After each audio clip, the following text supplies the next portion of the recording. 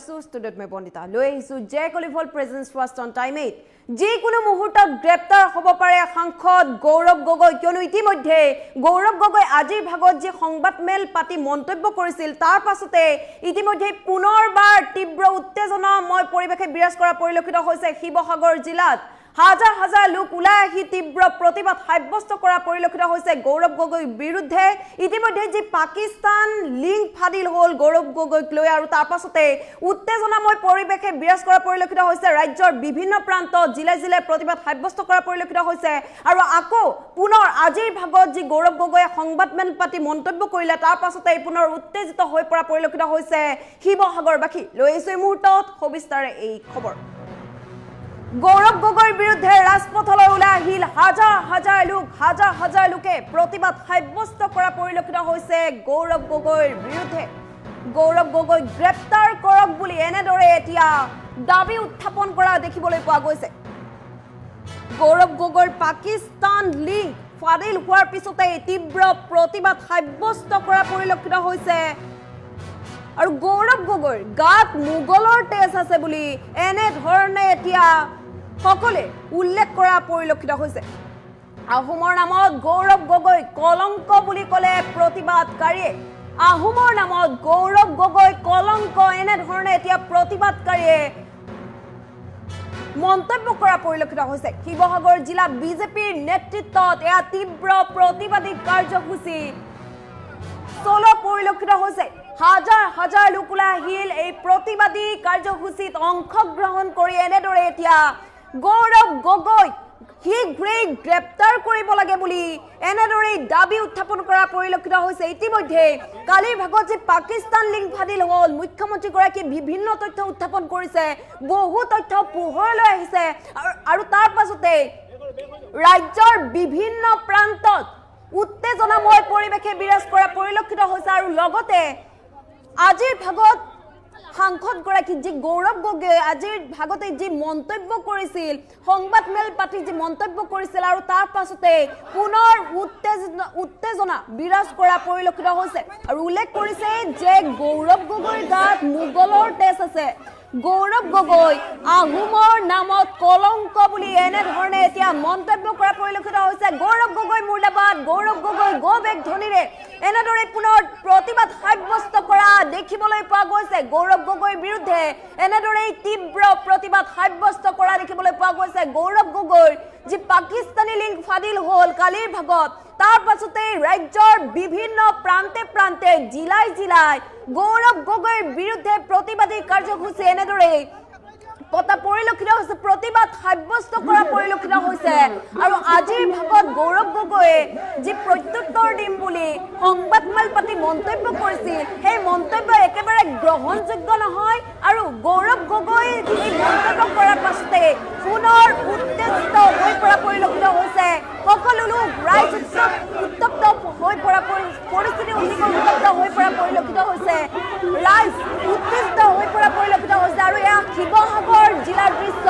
এয়া আমগুৰিৰ পৰা সকলো লোক ওলাই আহিছে প্ৰতিবাদী কাৰ্যসূচী হাতত লোৱা পৰিলক্ষিত হৈছে প্ৰতিবাদ সাব্যস্ত কৰি এনেদৰে ওলাই আহিছে গৌৰৱ গগৈৰ বিৰুদ্ধে শীঘ্ৰেই যিমান সোনকালে পাৰে সিমান সোনকালে গৌৰৱ গগৈৰ দৰে এই সাংসদগৰাকীক গ্ৰেপ্তাৰ কৰিব লাগে শীঘ্ৰেই গৌৰৱ গগৈ গ্ৰেপ্তাৰ কৰিব লাগে বুলি এনেদৰে এতিয়া মন্তব্য কৰা পৰিলক্ষিত হৈছে সকলো এতিয়া জাঙুৰ খাই উঠা পৰিলক্ষিত হৈছে গৌৰৱ গগৈৰ বিৰুদ্ধে এনেদৰে ৰাজপথলৈ ওলাই আহিছে হাজাৰ হাজাৰ লোক পাকিস্তান লিংক ফাদিল হোৱাৰ পিছতে শিৱসাগৰ জিলা বিজেপিৰ তীব্ৰ প্ৰতিবাদী কাৰ্যসূচী হাতত লোৱা দেখিবলৈ পোৱা গৈছে আৰু এই প্ৰতিবাদী কাৰ্যসূচীতে গৌৰৱ গগৈৰ বিৰুদ্ধে সকলে প্ৰশ্ন উত্থাপন কৰিছে আৰু গৌৰৱ গগৈৰ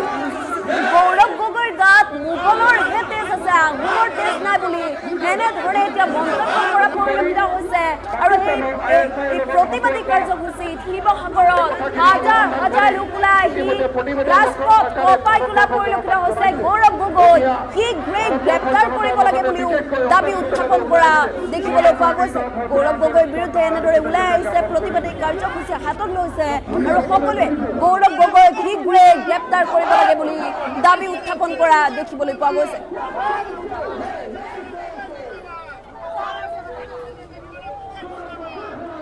আমাৰ যিটো সাৰ্বভৌমত্ব আৰু যিটো আমাৰ প্ৰতি থকা ভাবুকি, এই ভাবুকি যিসকলৰ কাৰণে হৈছে, যি ৰাজনৈতিক নেতাৰ কাৰণে হৈছে, তাৰ বিৰুদ্ধে এটা প্ৰতিবাদ। মাননীয় মুখ্যমন্ত্ৰী ডাঙৰীয়াই যোৱাকালি প্ৰেছ কনফাৰেন্স যোগে সকলোখিনি ক'লে, প্ৰত্যেকটো বিন্দু কৈছে, প্ৰত্যেকটো পইণ্ট কৈছে, প্ৰত্যেকখিনি কি কাৰণে আমি সন্দেহ কৰিবলগীয়া হৈছে সেই গোটেই কথাখিনি কৈছে।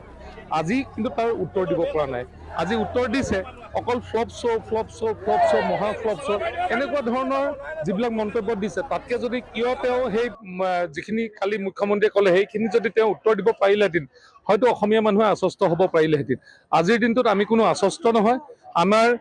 তেওঁ পতিয়ন নিয়াব পৰা নাই, আৰু সেইকাৰণে আমি আজি এটা প্ৰতিবাদী কাৰ্যসূচী হাতত ল'লোঁ। অজস্ৰ মানুহ আজি ওলাইছে, হাজাৰ হাজাৰ আজি মানুহ ওলাই আহিছে আৰু তেওঁলোকে প্ৰতিবাদ কৰিছে যে আমি অসমত অসমীয়া হিচাপে আমি জীয়াই ৰাখিব লাগিব। যিখন বৰ অসমৰ কথা তেওঁলোকে কৈছে, সেই সন্দেহজনক বৰ অসমখন আমাক নালাগে। আমি যি ধৰণে তেওঁলোকৰ পৰিয়ালৰ সকলোখিনি সদস্যলৈ আঙুলি টোৱা হৈছে, সেইবিলাকৰ এটা উত্তৰ লাগে, আৰু তেতিয়াহে অসমীয়া ৰাইজে আশ্বস্ত হ'ব পাৰিব যে তেওঁ প্ৰকৃততে কোনটো পক্ষত আছে, ভাৰতৰ পক্ষত আছে, অসমৰ পক্ষত আছে, পাকিস্তানৰ পক্ষত আছে নে বাংলাদেশৰ পক্ষত আছে। গৌৰৱ গগৈ পত্নীয়ে যি আলি তাৰিক শ্বেখৰ লগত যি ধৰণে আমাৰ ভাৰতবৰ্ষখনক, আমাৰ অসমখনক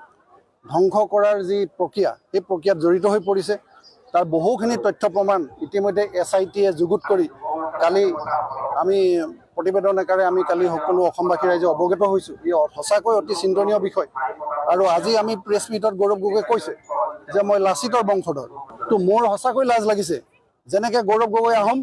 ময়ো এজন আহোম সম্প্ৰদায়ৰ ল'ৰা, আহোম সম্প্ৰদায়ৰ এজন ব্যক্তি। আহোমে মোগলক কেতিয়াও আঁকোৱালি লোৱা নাছিল। 17 বাৰকৈ আহোমে মোগলক পশুখেদা দি অসমখনক সুৰক্ষিত কৰিছিল। আজি গৌৰৱ গগৈয়ে যি মোগলক আহোম সেনাই খেদি পেলাই, লাচিতৰ নেতৃত্বত খেদি পেলাই শৰাইঘাটৰ যুদ্ধত চিৰদিনৰ কাৰণে অসমখনক সুৰক্ষিত কৰিছিল, সেই মোগলৰ লগত অসমক ধ্বংস প্ৰক্ৰিয়াত জড়িত হৈছে আমাৰ এই গৌৰৱ গগৈ ডাঙৰীয়া।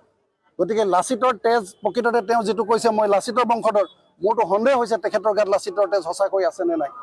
কাৰণ যদি প্ৰকৃততে লাচিতৰ তেজ থাকিল হয়, তেতিয়াহ'লে মোগলৰ লগত গোপন কেতিয়াও মিতিৰালি কৰি আমাৰ অসমখনক ধ্বংস কৰাৰ প্ৰক্ৰিয়াত জড়িত নহ'লহেঁতেন। আমি দেখিছোঁ যিবোৰ প্ৰশ্ন উত্থাপন হৈছে, সেই প্ৰশ্নবিলাকৰ সঠিক উত্তৰ তেখেতে নিদি চালে বেৰে কোবোৱা কথাবিলাক তেখেতে প্ৰত্যুত্তৰ হিচাপে দিছে। সেই চালে বেৰে কোবোৱা কথাত অসমবাসী কেতিয়াও প্ৰতিপন্ন নহয়, পতিয়ন নাযায়। সঠিক তথ্য আমাক যোগান ধৰিব লাগিব, প্ৰকৃত সত্য কি আমাক জনাব লাগিব, কাৰণ দেশৰ সুৰক্ষাৰ প্ৰশ্ন ইয়াত জড়িত হৈ আছে। আমি অসমীয়া হিচাপে আমাৰ প্ৰত্যেকজন অসমীয়াৰ সুৰক্ষাৰ প্ৰশ্ন ইয়াত জড়িত হৈ আছে। নিজকে মুখ্যমন্ত্ৰী প্ৰাৰ্থী হিচাপে প্ৰক্ষেপ কৰে, আৰু মুখ্যমন্ত্ৰী হৈ কি আমাৰ অসমখনক ধ্বংস কৰা আৰু প্ৰক্ৰিয়াত তেখেতে সহযোগিতা কৰিব। গোপন তথ্য কি পাকিস্তানক তেখেতে ইয়াৰ পৰা প্ৰেৰণ কৰিব, কাৰণ তেখেতে যেতিয়া পাকিস্তান ভ্ৰমণ কৰিছিল, তাত নিশ্চিতভাৱে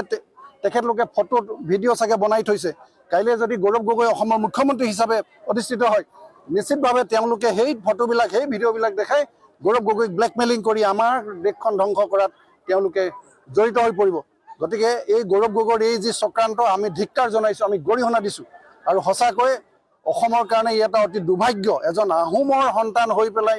মোগলৰ লগত গোপন মিতিৰালি, তাতকৈ লজ্জাজনক কথা আছে বুলি মই নাভাবোঁ। গৌৰৱ গগৈ পত্নীয়ে যি আলি তাৰিক শ্বেখৰ লগত যি ধৰণে আমাৰ ভাৰতবৰ্ষখনক, আমাৰ অসমখনক ধ্বংস কৰাৰ যি প্ৰক্ৰিয়া, সেই প্ৰক্ৰিয়াত জড়িত হৈ পৰিছে, তাৰ বহুখিনি তথ্য প্ৰমাণ ইতিমধ্যে SITয়ে যুগুত কৰি কালি আমি প্ৰতিবেদন আকাৰে আমি কালি